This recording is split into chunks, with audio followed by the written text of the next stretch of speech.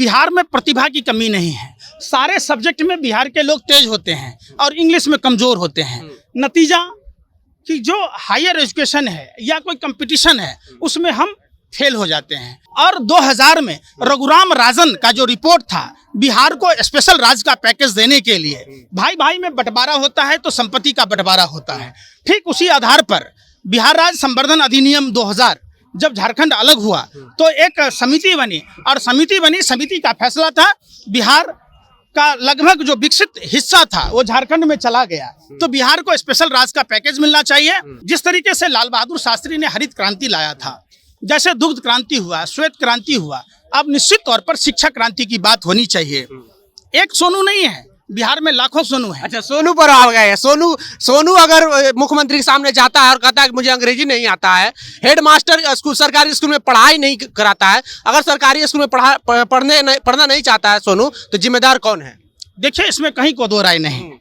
बिहार में प्रतिभा की कमी नहीं है। सारे सब्जेक्ट में बिहार के लोग तेज होते हैं और इंग्लिश में कमज़ोर होते हैं। नतीजा कि जो हायर एजुकेशन है या कोई कंपटीशन है उसमें हम फेल हो जाते हैं। फिर भी ज़्यादातर आप अगर देखेंगे तो यूपी बिहार के लोग ही कंपटीशन फेस करते हैं।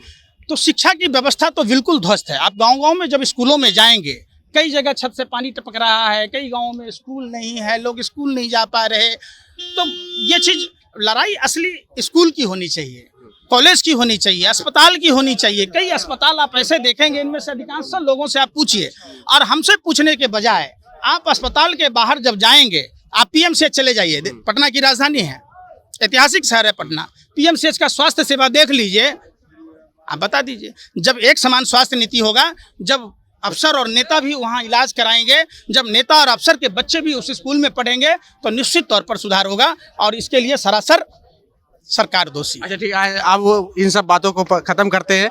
आप बता दीजिए ऑडियंस को कि आप कहाँ से हैं?